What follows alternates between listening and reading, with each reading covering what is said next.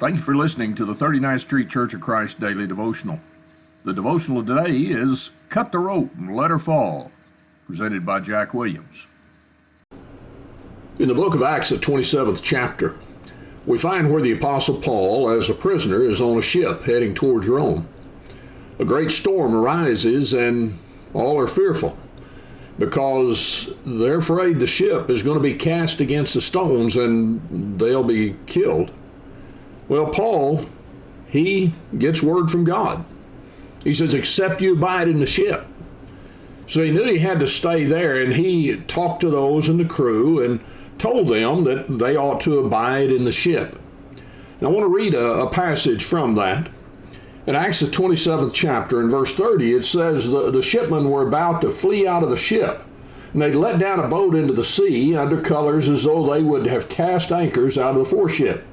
Paul said to the centurion and the soldiers, except these abide in the ship, ye cannot be saved. Then the soldiers cut off the ropes of the boat and let her fall. You see, there was a temptation to get in that boat that had been lowered to flee the ship. And so the cure was cut off the ropes and let her fall. You go on down and you find that they, even as they determined to abide in the ship, they took whatever measures were necessary to stay there. Whenever it got a little shallower, they cast out the cargo, even the wheat, it says. So they ultimately had trust in abiding in the ship. Well, I think it's not a hard idea to get in our mind that we must abide in the church. The church is the body of the saved, according to Ephesians, the 5th chapter. Jesus Christ died for it. That's us, you and I. And we've got to abide within the church if we are going to have salvation. Storms arise. But what do? Well, sometimes people are like Eve of old. Eve didn't cut off the ropes. Whenever she was faced with a temptation, instead of hanging fast to that which she knew, what God had said, she allowed the devil to tempt her. As a matter of fact, whenever she knew she shouldn't eat of that tree, what'd she do? Went to look at it. Instead of cutting off the rope and staying away from that evil thing that was about her. You go on in the Old Testament and you read about those, the Israelites. They'd been freed from Egypt because they cried to God, and God delivered them by the hand of Moses. Well, you find that in the wilderness, whenever trials came, they began to look back. Oh, we remember what we had on the other side of the river. Well, the fact is, their memory wasn't so good. But if they'd cut off the ropes, a lot of murmuring would never have occurred, and a lot of punishment for the rebellion against God would never have occurred. Then you get in the New Testament. What about the Corinthians? You know, the Corinthians were led astray. They became to believe that the resurrection wasn't real. So Paul corrected that by inspiration in 1 Corinthians 15. But the problem was, whenever those teachers came about telling them things they knew weren't true, they failed to cut off the ropes. You see, in our life, we can have that same problem.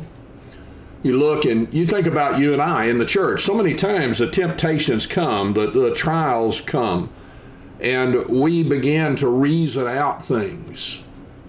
For example, you can look and you see the things that people in the world are involved in that actually deal with the lust of the flesh, the lust of the eyes, the pride of life. And then, kind of like Eve, we go and we say, well, what's so wrong with this?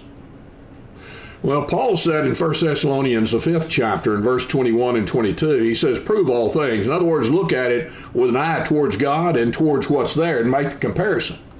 And then he says, abstain from all appearance, or the King James or the American Standard says, every form of evil.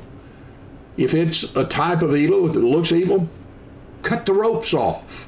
Get rid of it. Don't play with it. Don't see how much you can get in your life without it burning you. Other times we look and we may think, well, you know, I remember before I became a Christian back then, it was so much fun. Well, that's kind of what the Egyptians did to the Israelites. They gave them a lot of fun, right? No, but the Israelites, that's what they thought.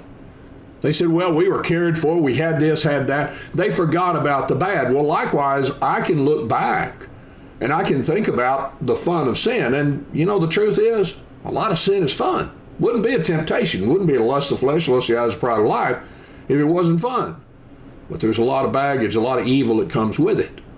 And so I look and I determine I'm going to abstain from the fleshly lusts that war against the soul, as Peter said in 1 Peter 2 and verse 11. I'm going to cut off the ropes and let her fall. I don't want to do those things anymore. I know what they did to my life, to the lives of those around about me. Was there fun involved? Was there a reward of sin in this life? Yes, but oh, the cost was so high, and the cost for eternity is unbelievable. So cut off the ropes and let her fall. And then sometimes we look and we think about the people we used to be with. Oh, I can't, I've just got to be right. We've been friends all our life. And yet we know they're a bad influence.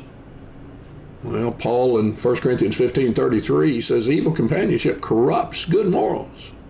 The writer in Proverbs in chapter 13 and verse 20 said, the companion of fools will be destroyed. Hard as it is, some people in life, you got to cut off the ropes and let her fall. You look and it's easy to hold on to the ropes of things that were enticing, were what we enjoyed at that time whenever we did not look unto God.